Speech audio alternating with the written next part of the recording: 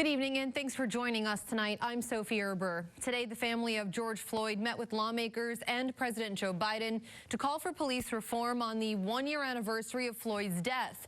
President Biden initially made today the deadline for Congress to pass a bipartisan solution, but negotiations are still well underway. DC's Raquel Martin has the latest now in our top story at 5. Say his name. George Floyd. 1 year after his murder sparked global outrage.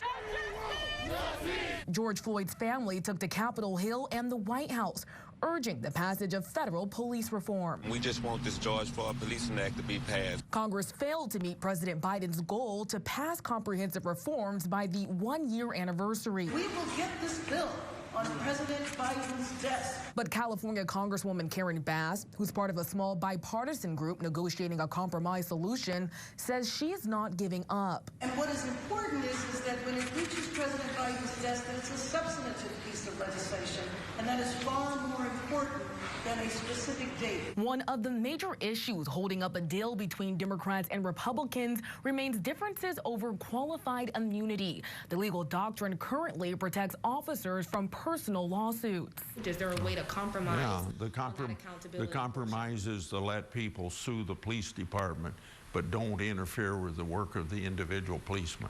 Iowa Senator Chuck Grassley is one of the many Republicans who say they will not support a plan that leaves police officers personally liable. The president met with the Floyd family in a private meeting Tuesday afternoon. Despite missing his goal, White House Press Secretary Jen Psaki says the president still wants Congress to act. There doesn't seem to be a deadline anywhere. As soon as possible, he'd like to sign the bill into law. In Washington, Raquel Martin. The defense began day 5 of testimony in the murder trial of Christian Rivera Tuesday with an opening statement before calling witnesses in the Molly Tibbetts case. What we ask you to do is to listen to our case fairly, to pay attention, and to remember that each one of you have the power to say no. The jury heard from 3 witnesses this morning, the first being a DNA expert that says there are unaccounted for alleles or genetic markers that could not be tied to either victim Tibbetts or the defendant Rivera. We also heard from Rivera's aunt, who said Rivera was funny around his family and shy and timid around strangers. The mother of Rivera's child also took the stand, saying that he was a good father. Limits on attendance and mask requirements have been lifted for the graduation ceremonies for Sioux City's 3 public high schools to take place this weekend. The district says the move comes after a bill signed by Governor Kim Reynolds last week lifted those mask requirements at schools statewide. The district will also be removing the ticket requirements for this year's ceremony and is welcoming all guests to attend. Celebrations for those 3 schools will be held separately. You'll find a schedule for that day on our website right now at SiouxlandProud.com.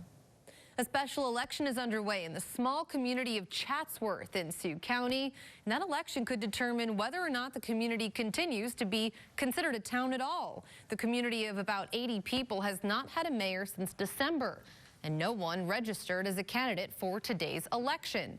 If the community isn't able to find members to fill their empty seats in the form of a write-in, it puts them at risk of losing their township status. Currently, the city has appointed a councilman as a temporary mayor, so residents today will have to write in names for his former seat, as well as the open mayor position. We do hope to have the results of that election coming up tonight right here at 10. The city says they are still looking for financial support from the Sioux City community for phase 2 of the park at Chris Larkson's Park Improvement Project. This comes after the city approved a $3.7 million contract that was to complete phase 2 of the project. Now, the city is still roughly $50,000 short of what they will need to complete the base part of phase 2, along with construction of a shelter around Floyd Boulevard. The park committee is also still actively seeking grant funding. Phase 2 of the project is expected to wrap up by December of 2022. And the city is also moving forward tonight with the final phase of a bike trail project that's along the Big Sioux River. Last night, they voted to accept construction documents for the Highway 12 trail project. That trail will run along the Iowa side of the Big Sioux River and Connection Military Road, along with Highway 12 to the city's riverfront trail system. A public hearing on this project is scheduled for June 7th. If all goes as planned, the trail could be complete sometime next summer. And it's time tonight for our first check on the weather. Not bad weather for riding your bike today, right, Marcus? That's right. Plenty of sunshine. Temperatures a little on the toasty side, but still pretty nice out there in the low to mid 80s today. And it does look like we will continue to see quiet weather overnight tonight as well. 85 degrees our high temperature here in Sioux City today. Storm Lake and Carroll, as well as Spencer, reaching up to 86. Also Estherville on the toasty side. 82 in Lamar's for your high today. 81 in Yankton and 83 for your high temperature in Norfolk. Overnight tonight, we'll drop down a little bit cooler into the mid 50s, so a little bit of a chill in the air expected tonight. It looks like a clear, quiet night throughout Siouxland. Tomorrow, we'll see some sunshine in the morning, but clouds look to increase throughout the afternoon, and a few showers and storms developing overnight tomorrow night. I'll have more details on that in the 909 forecast. Sophie? Thanks, Marcus. Well, new efforts are underway tonight to crack down on people who are fighting with airlines and with TSA workers. This comes as airports are preparing for an uptick in people flying during the summer season amid the pandemic. Our Washington correspondent Rashad Hudson has more. We're addressing it quite forcefully. Department of Homeland Security Secretary Alejandro Mayorkas is pleading with the public to stop fighting with airline workers who are enforcing safety measures. We're not going to tolerate behavior that threatens the well-being of the public, the employees that bravely are on the front lines. In the last 3 months, transportation officials say they have received about 1,300 complaints about unruly passengers, some of which include passengers refusing to wear mandatory face masks, using offensive language, and even striking flight attendants. And so the consequence regime is in place. It will be enforced, and it will be enforced appropriately.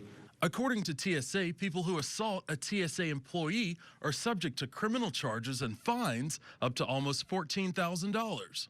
To keep up with the expected increase in travel, TSA is looking to hire 6,000 additional workers. Just as passenger volume is increasing, so too will wait times throughout your travel experience.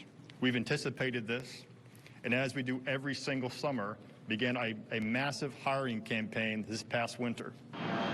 But as domestic air travel picks back up, there are still no current plans to lift international travel restrictions. In Washington, Rashad Hudson.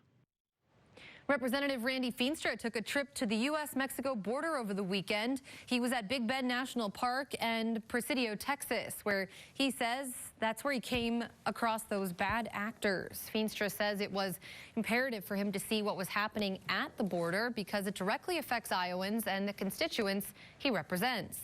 He says Border Patrol says they're capturing roughly 6 to every 10 people crossing the border.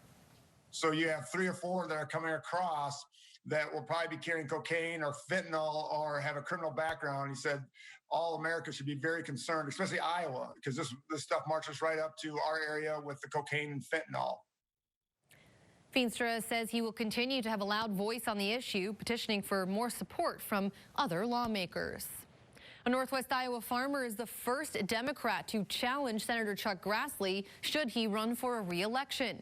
Dave Mulbauer is a farmer and former county supervisor from Crawford County. He says he wants to try and bring more rural Americans back to the Democratic Party. Grassley has not yet said whether or not he'll run again in 2022. State Senator Jim Carlin from Sioux City has also said he intends to run against Grassley in a primary should the senator choose to run again.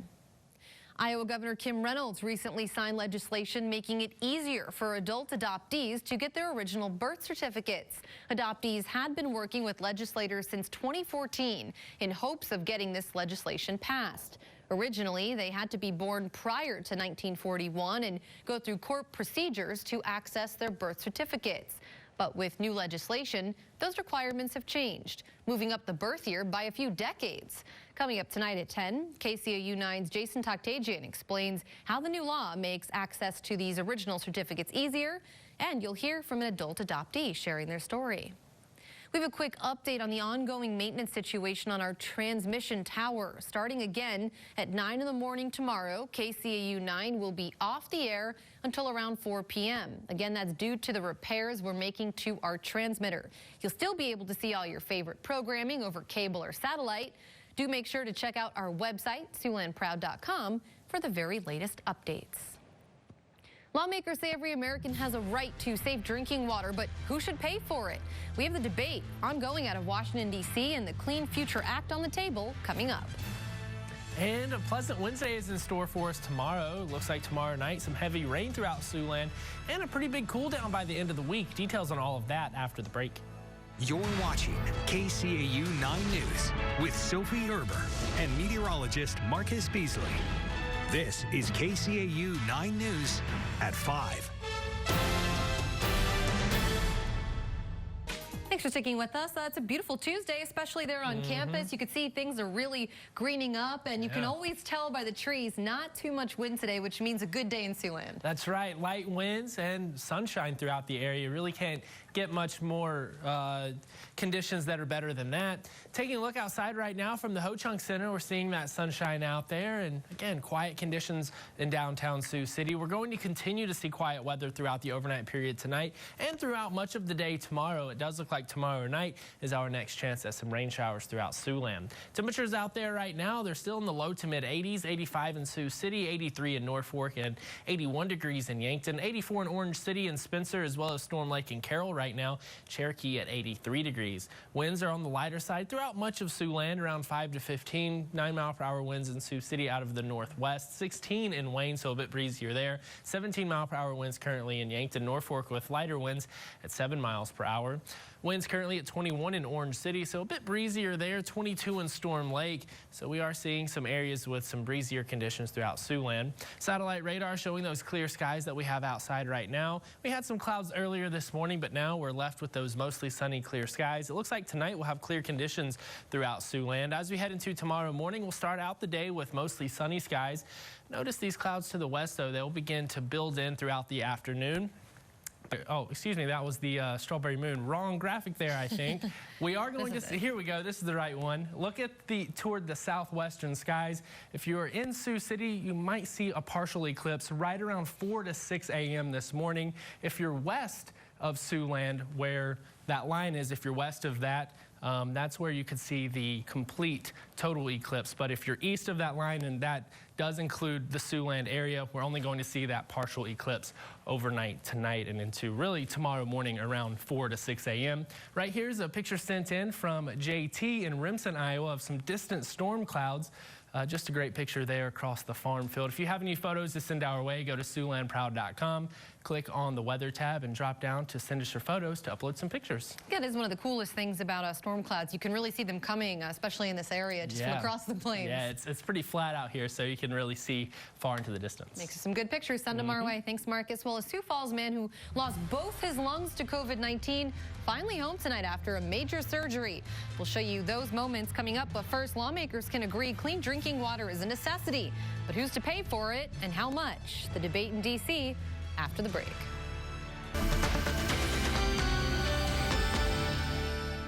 This is KCAU 9 News. Lawmakers say every American has a right to clean and safe drinking water, but they disagree on where the money should come from. Our Washington correspondent Basil John explains. Every life and every job depend on access to clean drinking water. New York Democratic Congressman Paul Tonko and other lawmakers say Congress needs to do more to guarantee clean and safe drinking water. Protecting our children from lead exposure at their homes and their schools, and ending the threat of having water service shut off amid this prolonged public health crisis. Tonko says legislation like the Clean Future Act, the Aqua Act, and President Biden's American Jobs Plan are necessary to improve the nation's water infrastructure, making our drinking water safer, more reliable, and more affordable. EPA Groundwater and Drinking Water Director Dr. Jennifer McLean says 93% of community water systems meet all health-based standards. Unfortunately, many of the systems that ushered in this progress are aging and their infrastructure needs repair or replacement. However, some Republicans say states and cities already have access to the funds they need to make improvements. America deserves better. West Virginia Republican Congressman David McKinley says Congress should allow localities to utilize pandemic aid money they already received. Why don't we allow the states, if they choose, to transfer some of this federal COVID money to their state revolving fund so that we can expedite these repairs without having to ask for more money? McKinley says this is not a partisan issue, and using leftover COVID funds should come before sending out more money. Reporting in Washington, I'm Basil John. A Sioux Falls man has returned home after a year after contracting a COVID infection that cost him both lungs. We'll bring you that emotional homecoming coming up.